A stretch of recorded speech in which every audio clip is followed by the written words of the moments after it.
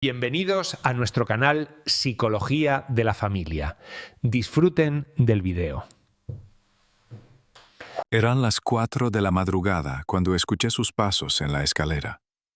Pasos que conocía tan bien como los latidos de mi propio corazón. Pasos que durante 3 años habían sido mi única compañía en las madrugadas silenciosas, cuando el resto del mundo aún dormía y yo ya estaba de pie frente a los fogones. Pero aquella madrugada, los pasos venían de afuera, no de dentro, y traían consigo un olor que no reconocía, un perfume que no era mío, y una noticia que cambiaría todo. No abrí la puerta de inmediato. Me quedé con la mano sobre el pomo de metal frío, sintiendo cómo mi respiración se aceleraba mientras el aroma del cocido que llevaba 2 horas preparando llenaba el diminuto apartamento. 3 metros cuadrados de cocina. Eso era todo mi reino. Mi prisión. Mi mundo durante 1095 días consecutivos sin un solo descanso. Cuando finalmente abrí, lo vi. Adrián Rivas, mi esposo. El hombre al que había entregado no solo mi corazón, sino 200,000 euros de mis ahorros, toda mi juventud y cada gota de sudor que había caído sobre esas baldosas grises de la cocina. Su camisa blanca estaba arrugada como si hubiera dormido con ella puesta, o como si alguien se la hubiera quitado y vuelto a poner a toda prisa. La corbata torcida colgaba de su cuello como una soga mal anudada. Pero lo que más me llamó la atención no fue su aspecto desaliñado. Fue el olor. Perfume de mujer. Dulce, empalagoso, con notas de jazmín y vainilla. Un perfume caro, de esos que se venden en las perfumerías del barrio de Salamanca, donde nunca me había llevado a mí, pero donde, según descubriría después, él había gastado 300 euros en una sola botella para otra. Para ella. Elena. Dijo mi nombre como si fuera una palabra extranjera en su boca. No respondí. Volví a la cocina sin mirarle. La tortilla de camarones necesitaba atención. Si no le daba la vuelta en ese preciso instante, se quemaría. Y si se quemaba, mi suegra entraría como un huracán y me pincharía la frente con su dedo huesudo, como había hecho el día anterior cuando descubrió que la ternera que había comprado no era gallega, sino argentina. Como si yo tuviera la culpa de que su hijo tuviera todas sus tarjetas de crédito al límite y no me quedara dinero suficiente para carne de 150 euros el kilo. Los pasos de Adrián me siguieron hasta la cocina. Se detuvo en el umbral, bloqueando la poca luz que entraba del pasillo. Durante unos segundos solo hubo silencio, roto únicamente por el borboteo del cocido y el chisporroteo del aceite en la sartén. «Elena», repitió, «tenemos que hablar». «¿Ahora?», pregunté sin darme la vuelta. «Son las 4:30 de la mañana. Tu familia se levanta a las 7. El desayuno tiene que estar listo». «Que se jodan», dijo con una vehemencia que me sorprendió. Eso sí me hizo girarme. Adrián nunca hablaba mal de su familia, nunca. Su madre era una santa. Su hermano necesitaba tiempo para encontrarse a sí mismo. Su hermana era una madre soltera que necesitaba apoyo. Durante 3 años había escuchado las mismas justificaciones, mientras yo me dejaba la piel cocinando, limpiando, sirviendo y callando. Lo miré a los ojos por primera vez esa madrugada.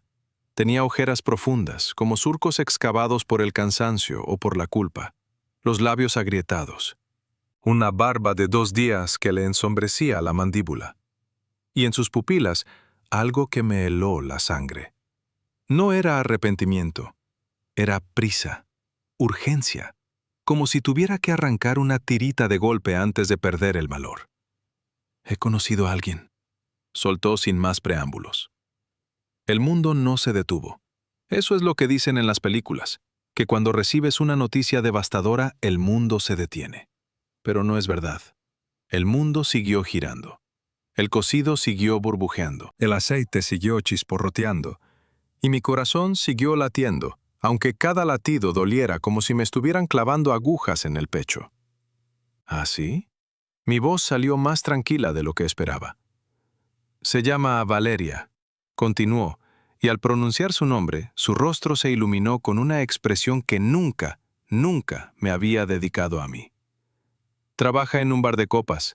Es diferente. Me hace sentir vivo. Me hace sentir vivo. Como si yo lo hubiera estado matando durante 3 años. Como si levantarme a las 4 de la mañana para prepararle el desayuno, lavar su ropa, pagar sus deudas con mis ahorros y aguantar los desprecios de su familia fuera equivalente a enterrarlo lentamente. Está embarazada, añadió. Y ahí estaba, la bomba, el golpe final. Pero curiosamente, cuando cayó sobre mí, no me hizo pedazos. Algo extraño sucedió en mi interior. Algo se endureció. Se cristalizó. Como si todas las humillaciones, todos los desprecios, todas las lágrimas que había tragado durante 1095 días se hubieran comprimido en mi pecho, formando un diamante duro e inquebrantable. ¿De cuántos meses?, pregunté. La pregunta lo desconcertó. No esperaba mi calma. 2, respondió tras dudar un instante. 2 meses. Empecé a hacer cálculos mentales mientras le daba la vuelta a la tortilla con movimientos automáticos. 2 meses atrás había sido el puente de agosto. Yo había pasado 12 horas en esta misma cocina preparando comida para 20 personas, 30 croquetas, 20 filetes empanados, una paella gigante con todo tipo de mariscos porque a mi suegra le apetecía con de todo. Mis manos habían quedado tan ampolladas de pelar gambas que no pude cerrarlas durante 2 días. Y mientras yo me dejaba las manos y la espalda y el alma en esa cocina, Adrián estaba en algún hotel de lujo con su Valeria, haciéndole un hijo con el dinero que yo ganaba, que yo ahorraba, que yo administraba para mantener a flote a su familia de parásitos. ¿Y qué quieres que haga?, pregunté girándome hacia él con la espátula aún en la mano. ¿Que te felicite? Adrián sacó una carpeta de plástico de su maletín. La reconocí. Era de las caras, de las que se compran en papelerías de oficina. Dentro había varios papeles. «Quiero el divorcio», dijo extendiéndome la carpeta. «Ya está todo preparado. Solo tienes que firmar». Tomé la carpeta con la mano libre. La abrí. Las letras bailaban frente a mis ojos cansados por el humo y la falta de sueño, pero una cifra destacaba con claridad brutal. 10.000 euros. Esa era mi indemnización por 3 años de matrimonio. 10.000 míseros euros. ¿10.000 euros? Repetí en voz alta. «Es lo justo», dijo Adrián, con un tono que sugería que estaba siendo generoso. «Puedes buscar un piso pequeño, empezar de nuevo».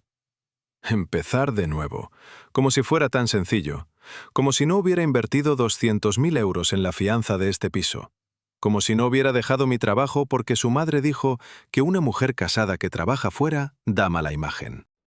Como si no hubiera pagado cada mes sus deudas de tarjeta, los caprichos de su hermano, los juguetes de sus sobrinos, los suplementos vitamínicos de su madre.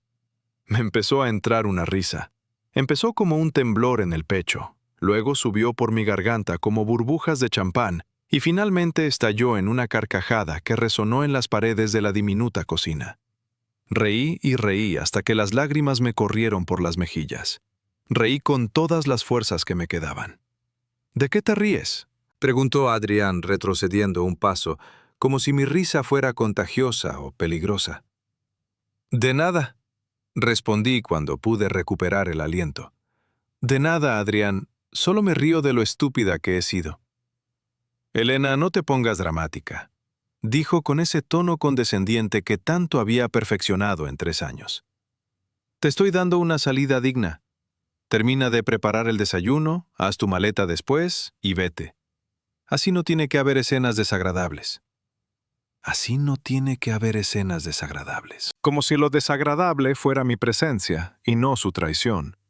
Como si lo desagradable no fueran los últimos 3 años de mi vida convertidos en una sirvienta no remunerada en mi propia casa. La risa se detuvo tan abruptamente como había comenzado. Miré a Adrián a los ojos. Realmente lo miré. Y por primera vez en 3 años, vi lo que realmente había frente a mí. Un hombre débil, controlado por su madre, mantenido por su esposa, que se creía superior simplemente porque había nacido hombre en una familia que confundía el parasitismo con la tradición. «De acuerdo», Dije con una calma que me sorprendió a mí misma. Te daré el divorcio. Vi cómo su rostro se relajaba. Había esperado gritos, lágrimas, súplicas. Qué poco me conocía después de 3 años durmiendo en la misma cama. Pero no con este papel. Continué doblando el acuerdo de divorcio y metiéndomelo en el bolsillo del delantal. Este acuerdo no vale nada. ¿Qué? Eso lo ha redactado un abogado. ¿Un abogado? Lo interrumpí. Sí, un abogado que no sabe o que a propósito ha omitido que la fianza de este piso, 200,000 euros, la puse yo. Que el contrato de alquiler está a mi nombre. Que tus tarjetas de crédito las he estado pagando yo durante 3 años con mis ahorros. Que tu sueldo va directamente a la cuenta de tu madre y que no tienes ni para pedir una pizza a domicilio sin mi ayuda. La cara de Adrián pasó del blanco al rojo y otra vez al blanco. Esta es la casa de mi familia. Esta es mi casa, Adrián. Dije cada palabra despacio, dejando que se hundieran como piedras en agua. La casa que yo alquilé, con mi dinero, y tú no tienes absolutamente nada. Me di la vuelta sin esperar respuesta. Fui directamente hacia la cocina, hacia la olla donde el cocido llevaba 2 horas burbujeando. Me quité el delantal, ese delantal gris y descolorido que había usado durante 1095 días. Lo hice una bola con las manos y sin pensarlo 2 veces lo arrojé dentro de la olla hirviendo. El delantal se hundió en el caldo con un sonido sordo. La tapa de la olla salió disparada por la presión, golpeó la pared con un estruendo metálico ensordecedor y cayó al suelo girando como una peonza borracha. El caldo hirviendo salpicó por todas partes, en las paredes, en el suelo, en el delantal de mi suegra que colgaba en un gancho junto a la puerta. El estruendo despertó a toda la casa. Primero llegó mi suegra, con la cara roja y los ojos desorbitados, gritando algo sobre el escándalo y la vergüenza. Luego mi suegro, arrastrando los pies y frunciendo el ceño. Mi cuñada con sus 2 hijos aferrados a su bata. Y finalmente mi cuñado, que había dejado de jugar a su videojuego por primera vez en meses. Todos me miraban. Y yo los miré a todos ellos, una por uno, guardando en mi memoria cada detalle de sus rostros horrorizados. Suegra, dije con voz clara y firme, su hijo me ha pedido el divorcio. Dice que ha conocido a otra mujer, que está embarazada. Y que después de servir el desayuno, debo hacer mi maleta e irme de la casa con una indemnización de 10,000 euros. El silencio que siguió a mis palabras fue ensordecedor. Mi suegra abrió la boca, pero no salió sonido. Mi cuñada se llevó una mano a los labios. Mi suegro apretó los puños a los costados.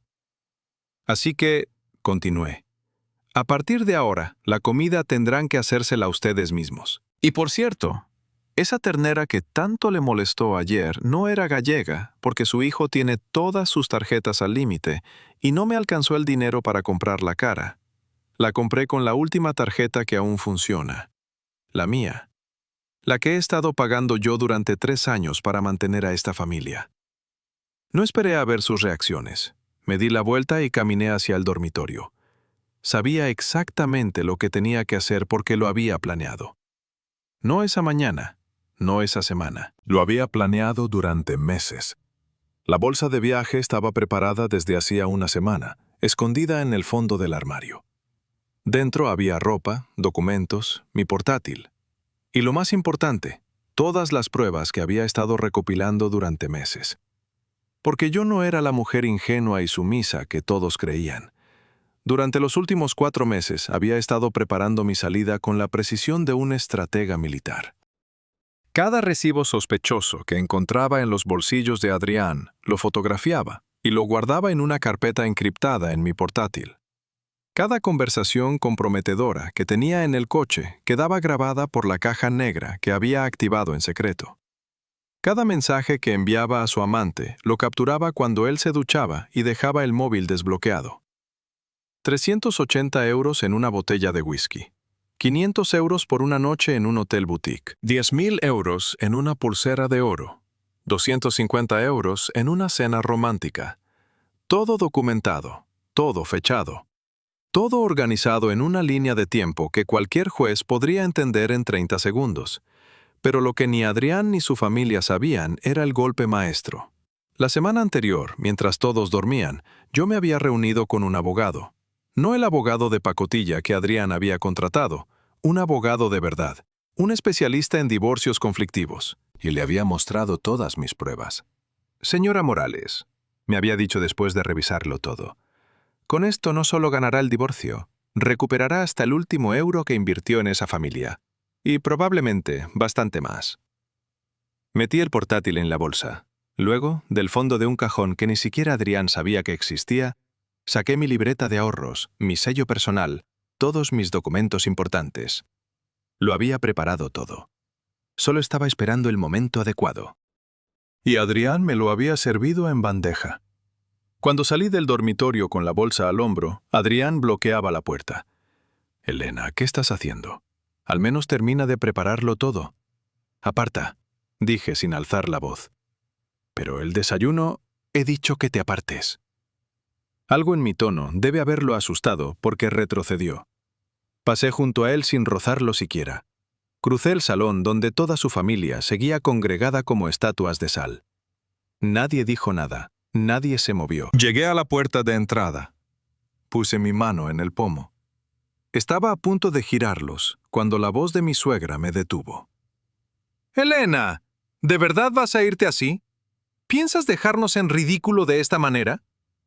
Me giré lentamente. La miré a los ojos. «Me voy porque su hijo me ha echado, suegra. La vergüenza es de ustedes, no mía.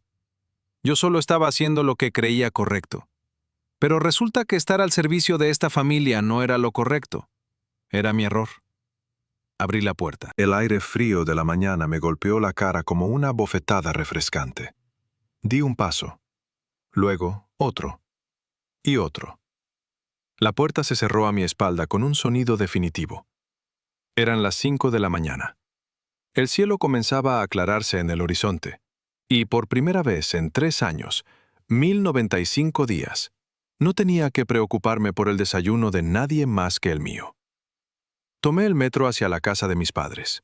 El vagón estaba casi vacío. Solo algunos trabajadores nocturnos volviendo a casa y gente madrugadora yendo a trabajar. Me senté junto a la ventana y miré mi reflejo en el cristal oscuro. Tenía el pelo revuelto, ojeras profundas, la piel cetrina por años de dormir poco y mal. Pero había algo diferente en mis ojos, un brillo que no había visto en mucho tiempo. Libertad. Eso era lo que brillaba en mis ojos. Libertad. Mis padres me recibieron con abrazos y lágrimas.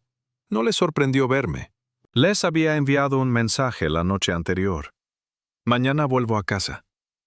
Mi madre había preparado mi habitación. Mi padre había limpiado su despacho para que pudiera trabajar allí si lo necesitaba. Me conocían. Sabían que algo se estaba gestando. ¿Estás bien, hija?, preguntó mi madre acariciándome el pelo como cuando era niña. Ahora sí, respondí. Ahora sí estoy bien. Dormí 14 horas seguidas. Cuando desperté era de noche otra vez. Pero no me sentí desorientada, me sentí renovada. Tomé una ducha larga, me puse ropa limpia y me senté frente al portátil. Tenía 73 mensajes de Adrián. Los leí todos sin responder ninguno. Empezaban con furia. «¿Cómo te atreves a irte así?» Pasaban por la negociación. «Podemos hablarlo, vuelve y lo arreglamos».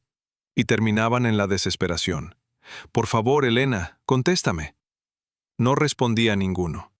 En su lugar, llamé a mi abogado. «Señora Morales», su voz sonó profesional y tranquilizadora. «¿Está lista para proceder?» «Completamente». «Perfecto. Mañana a primera hora presentamos la demanda de divorcio. Y créame, su esposo no va a saber qué lo golpeó». Esa noche, por primera vez en 3 años, me acosté sin el peso del mundo sobre los hombros. Sin preocuparme por el menú del día siguiente. Sin calcular cuánto dinero me quedaba en la tarjeta. Sin preguntarme si mi suegra encontraría algo nuevo de qué quejarse. Dormí en paz. A la mañana siguiente sonó mi teléfono. Era un número desconocido. Dudé un momento antes de contestar. Señora Morales. Una voz femenina, joven, nerviosa. Sí, ¿quién habla? Me llamo Valeria. Y ahí mi corazón dio un vuelco. Necesito hablar con usted. Es sobre Adrián. Nos encontramos en una cafetería del centro, lejos del barrio donde vivía la familia Rivas. Valeria llegó 10 minutos tarde, con tacones altos y un vestido ajustado que gritaba «Trabajo en la vida nocturna».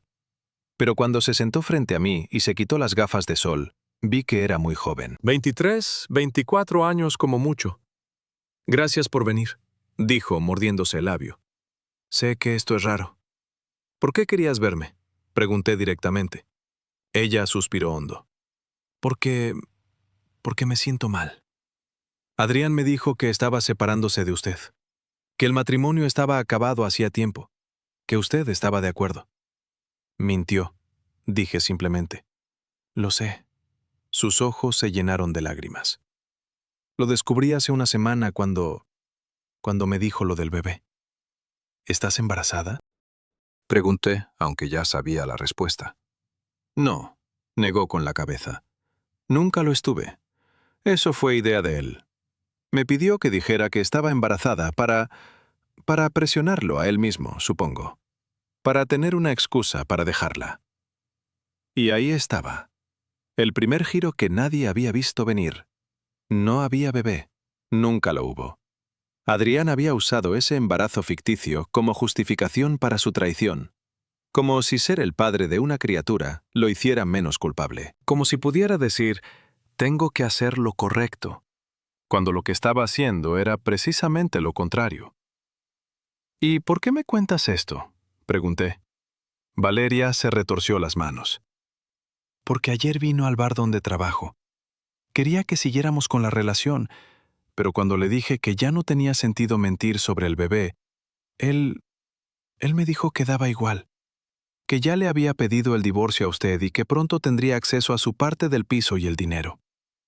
Me reí. No pude evitarlo. ¿Su parte del piso? ¿Su dinero? ¿Eso te dijo? Valeria asintió confundida. Dijo que el piso valía mucho y que con su parte podríamos irnos a vivir juntos, empezar una vida nueva. Saqué mi teléfono, abrí una carpeta y le mostré documentos escaneados. El contrato de alquiler a mi nombre, los recibos de los pagos de la fianza, los extractos de las tarjetas mostrando quién pagaba qué. Adrián no tiene nada, dije dejando que cada palabra cayera como una piedra. El piso es alquilado, no de su propiedad. Está a mi nombre.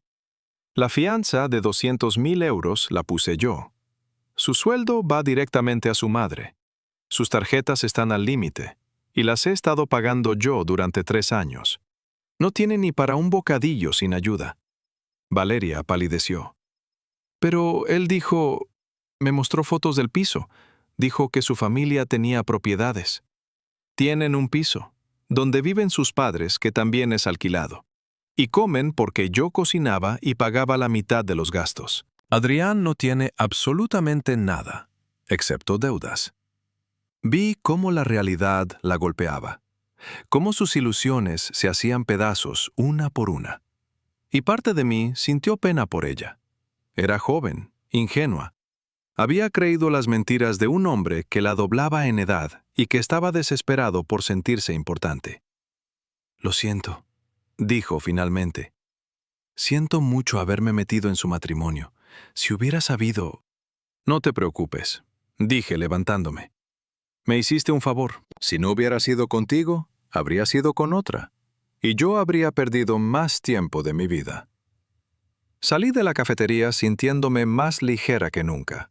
El encuentro con Valeria había sido esclarecedor. No solo porque confirmaba todo lo que ya sabía, sino porque me demostraba que Adrián era incluso más patético de lo que pensaba. Había mentido a su amante, igual que me había mentido a mí, y ahora ambas lo habíamos descubierto. 2 días después llegó la visita que había estado esperando. Estaba tomando café con mi madre cuando sonó el timbre. Mi padre fue a abrir y volvió con una expresión divertida. «Elena, tienes visita. Un hombre que dice ser el propietario del piso donde vivías, el señor Martínez. El propietario, Era un hombre de unos 55 años, con aspecto de empresario exitoso. Me estrechó la mano con firmeza. Señora Morales, lamento molestarla en casa de sus padres, pero hay un asunto urgente que debemos discutir. Por favor, siéntese, dije señalando el sofá. ¿Quiere un café? No, gracias. Seré breve. El contrato de alquiler vence en una semana. Según lo acordado, la fianza de 200.000 euros será transferida de vuelta a su cuenta. Pero antes necesito saber si desea renovar el contrato o no. No, respondí sin dudar. No voy a renovar. Puede transferir la fianza a mi cuenta cuando lo considere oportuno. El señor Martínez asintió sacando una carpeta. Entendido. Solo necesito que firme estos papeles confirmando que renuncia al piso.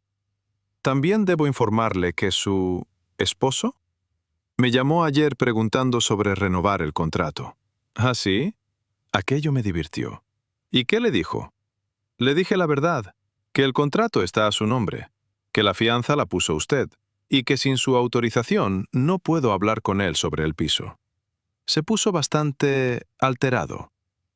Firmé los papeles que el señor Martínez me extendió. Con cada firma, sentía cómo me liberaba de una carga más. El piso, la familia Rivas, todo ese mundo del que por fin escapaba. Una pregunta, señora Morales, dijo el señor Martínez antes de irse. ¿La familia Rivas sabe que el contrato vence en una semana? Ni idea, respondí con sinceridad. Pero lo van a descubrir muy pronto. El propietario sonrió. Entiendo. Bueno, tendrán que desalojar en 7 días. Es una lástima. Eran inquilinos bastante interesantes. Después de que se fuera, mi padre me miró con una mezcla de orgullo y preocupación. ¿Estás segura de lo que estás haciendo, hija? Completamente, respondí. Durante 3 años me explotaron, me usaron, me humillaron. Ya es hora de que enfrenten las consecuencias. La semana siguiente fue un torbellino. Mi abogado presentó la demanda de divorcio con todas las pruebas que habíamos recopilado. Grabaciones de audio, capturas de pantalla, recibos, extractos bancarios. Una línea de tiempo perfecta de la infidelidad de Adrián y el parasitismo de su familia. Adrián intentó contactarme 116 veces esa semana. Llamadas, mensajes, correos.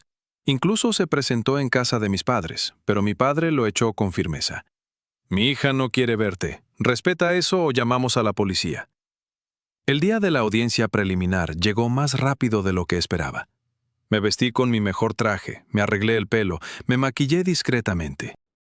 Quería que el juez viera no a la mujer agotada y rota que había sido, sino a la profesional capaz que siempre fui antes de cometer el error de casarme con Adrián Rivas. En el juzgado, Adrián llegó con un abogado de oficio que parecía tan preparado como un estudiante de primer año. Yo llegué con el bufete más prestigioso de Madrid en casos de familia. La diferencia era abismal. La vista fue devastadora. Para él, quiero decir. Mi abogado presentó prueba tras prueba. El juez las examinó con atención creciente. Cuando llegamos a las grabaciones del coche, donde Adrián le decía a Valeria, «En cuanto me divorcie de esa estúpida, estaremos juntos en mi piso», vi cómo Adrián se hundía en su silla. «Señor Rivas», dijo el juez con voz grave, «¿tiene algo que decir en su defensa?» Adrián abrió la boca. La cerró. Miró a su abogado, que se encogió de hombros. Finalmente negó con la cabeza. «Muy bien», continuó el juez. «Basándome en las pruebas presentadas, que son abrumadoras y verificables, dicto lo siguiente. Se concede el divorcio con culpa manifiesta del demandado. El señor Adrián Rivas deberá pagar a la señora Elena Morales una indemnización de 80.000 euros por daños morales y materiales. Además, deberá devolver los 120.000 euros de ahorros privativos de la señora Morales que fueron utilizados indebidamente durante el matrimonio. La fianza del piso, 200.000 euros, será devuelta íntegramente a la señora Morales, quien es la única titular del contrato. El señor Rivas tiene 30 días para comenzar los pagos o sus cuentas serán embargadas. El martillo cayó. El sonido resonó en la sala como un disparo. Adrián estaba blanco como el papel. Su abogado recogió sus papeles apresuradamente. Y yo me sentí más ligera que nunca. Salí del juzgado con mi abogado. «Felicidades, señora Morales», me dijo estrechándome la mano. «Ha sido una victoria total. No es común ver un caso tan claro». «Gracias», respondí, «por todo». «Una cosa más», añadió. «Su exesposo no tiene actualmente los fondos para pagarle lo que debe. Sus cuentas serán embargadas, pero recuperar todo el dinero llevará tiempo, probablemente años». «No importa», dije sinceramente. «No lo hice por el dinero, lo hice por justicia». Y era verdad.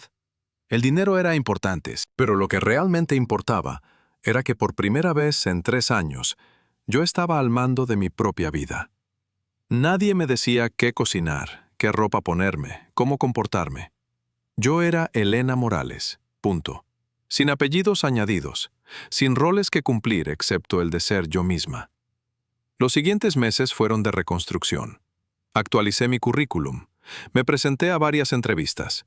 Y una semana después, conseguí un trabajo en una empresa multinacional como jefa de contabilidad. El salario era el doble de lo que ganaba antes de casarme. Me lo merecía. Me lo había ganado. Me corté el pelo. Un bob elegante que enmarcaba mi cara y me hacía sentir profesional y segura. Tiré toda la ropa que mi suegra me había obligado a comprar y me compré un guardarropa nuevo. Trajes de corte moderno, colores que me gustaban, zapatos cómodos pero elegantes. Mi vida comenzó a tomar forma. Una vida que era mía y solo mía. 6 meses después del divorcio, recibí un correo electrónico inesperado. Era de Mónica, mi excuñada. «Elena, sé que no tengo derecho a escribirte después de todo, pero necesito que sepas algo. Nos desahuciaron del piso. Ahora vivimos todos en un sótano en las afueras. Yo me divorcié. Mi exesposo nos abandonó cuando supo que la familia estaba en bancarrota. Mis hijos preguntan por ti constantemente. Preguntan por tus comidas, por tus historias, por tu paciencia con ellos. Nunca apreciamos lo que hacías. Nunca te tratamos con el respeto que merecías. Solo quería que lo supieras. No espero tu perdón. Solo quería que supieras que lo sentimos, que yo lo siento». Leí el correo 3 veces. Sentí nada. Ni satisfacción por su sufrimiento, ni pena por su situación, ni rabia por los años perdidos, solo un vacío sereno. Como si todo aquello le hubiera pasado a otra persona en otra vida. No respondí el correo. No había nada que decir. El perdón no era algo que pudiera dar o negar. Simplemente había pasado página. Ellos eran parte de mi pasado. Un pasado que había dejado atrás. Un año después del día en que arrojé mi delantal en la olla hirviendo, me encontraba cenando en un restaurante elegante del barrio de Salamanca. Había quedado con 3 compañeros de trabajo para celebrar que nuestro equipo había cerrado el trimestre con resultados excelentes. Estábamos riendo, brindando con vino, disfrutando de la comida cuando mi vista se desvió distraídamente hacia la ventana. Y lo vi. Adrián Rivas caminando por la acera de enfrente. Llevaba una chaqueta de traje que había visto mejores días, una camisa descolorida, el pelo revuelto. Tenía un aspecto acabado, como si la vida lo hubiera masticado y escupido. Caminaba con la cabeza baja, los hombros caídos, arrastrando los pies. Un maletín viejo colgaba de su mano. No había nada del hombre arrogante y seguro de sí mismo que había sido, o que había creído ser. Nuestras miradas se cruzaron a través del cristal, solo por un segundo. Pero en ese segundo vi todo. Vi cómo me miraba, cómo veía mi ropa cara, mi pelo brillante, mi sonrisa genuina. Cómo veía la vida que yo había construido sin él, la vida que él nunca me dejó tener cuando estábamos juntos. Y yo lo vi a él. Vi su miseria, su arrepentimiento, su comprensión tardía de lo que había perdido. Pero lo que no vio en mí fue pena, ni odio, ni satisfacción vengativa, solo indiferencia. La indiferencia que viene cuando alguien deja de importarte por completo. Aparté la vista. Volví mi atención a mi plato. Corté un trozo de salmón perfectamente cocinado y me lo llevé a la boca. «Jefa, ¿todo bien?», preguntó uno de mis compañeros. «Perfectamente», respondí sonriendo. «Todo está perfecto». Y era verdad. Mi vida era perfecta. No porque no hubiera desafíos, no porque todo fuera fácil, sino porque era mi vida. Yo tomaba las decisiones. Yo pagaba las consecuencias. Yo cosechaba los éxitos. Nadie me controlaba. Nadie me menospreciaba. Nadie me hacía sentir que mi valor dependía de cuánto pudiera cocinar o limpiar o callarme. Esa noche, cuando volví al apartamento que ahora compartía con mis padres, mientras ahorraba para comprar mi propio lugar, me senté junto a la ventana con una taza de té. Las luces de Madrid se extendían frente a mí como un manto de posibilidades.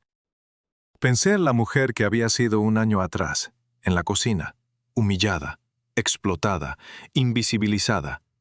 Y pensé en la mujer que era ahora, segura, independiente, libre. El cambio no había sido fácil. Hubo noches en las que lloré preguntándome si había hecho lo correcto. Hubo momentos en los que la soledad me golpeaba con fuerza. Hubo días en los que extrañaba la comodidad de la rutina, incluso si esa rutina era tóxica. Pero nunca, ni por un segundo, me arrepentí de haberme ido. Porque aprendí algo fundamental en todo este proceso. El amor propio no es egoísmo.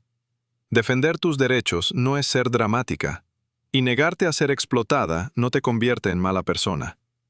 Durante 3 años había confundido la sumisión con la bondad. Había creído que aguantar en silencio era ser fuerte, que sacrificarme infinitamente era amar. Pero estaba equivocada, completamente equivocada. El amor verdadero, descubrí, es recíproco. El respeto es bidireccional. Y una relación sana te eleva. No te destruye poco a poco hasta que olvidas quién eras antes de ella. Adrián y su familia me habían tratado como una sirvienta gratuita porque yo lo había permitido. No porque fuera mi culpa, sino porque no conocía otra forma. Porque creía que eso era lo que significaba ser una buena esposa, una buena nuera, una buena persona. Pero ahora sabía mejor. Terminé mi té y me fui a dormir. Mañana sería otro día, un día lleno de posibilidades. Un día que sería completamente mío para hacer con él lo que quisiera. Y mientras me quedaba dormida, sonreí. Porque por primera vez en 4 años, el futuro no me daba miedo, me emocionaba. 3 años después de aquella madrugada en la cocina, mi vida era irreconocible.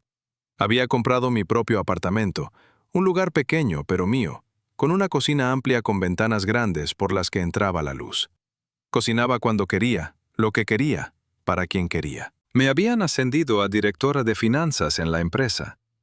Viajaba por trabajo, conocía gente interesante, tenía proyectos desafiantes. Mis días estaban llenos, pero no agotadores. Tenía tiempo para mí, para leer, para pasear, para simplemente existir sin tener que justificar cada minuto de mi tiempo. Había recuperado todo el dinero que Adrián me debía. Bueno, casi todo. Los pagos llegaban religiosamente cada mes, embargados directamente de su sueldo. Era una cantidad pequeña, pero constante. Un recordatorio mensual de que las acciones tienen consecuencias.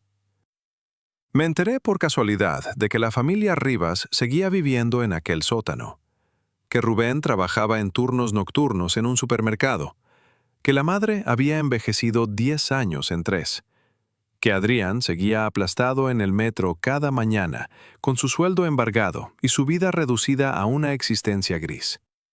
No sentía alegría al saberlo, pero tampoco pena. Solo una confirmación de que el universo, a veces, tiene su propia forma de equilibrar las cosas. Había salido con algunas personas. Nada serio todavía.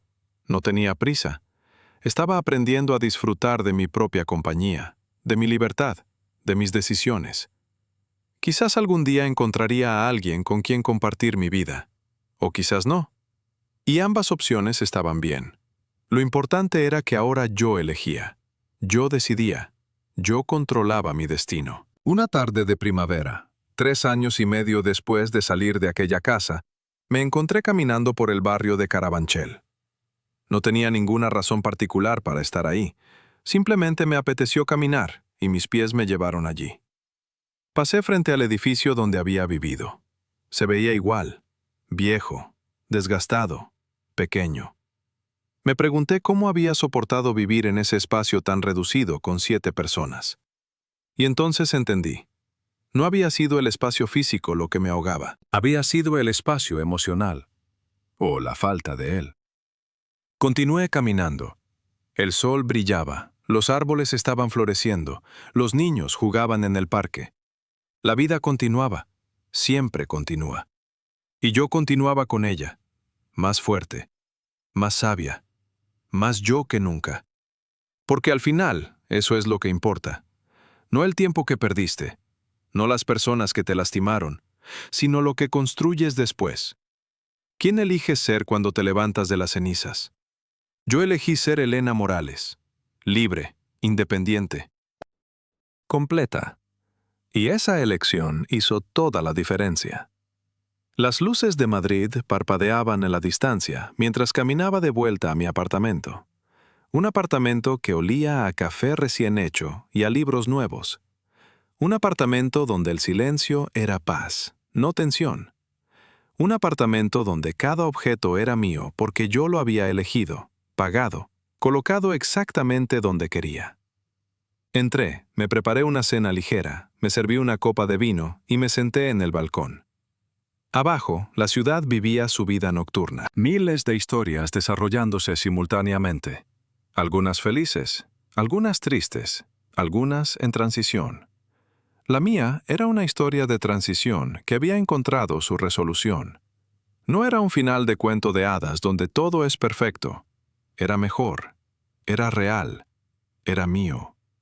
Y mientras miraba las estrellas apenas visibles sobre el resplandor de la ciudad, brindé en silencio.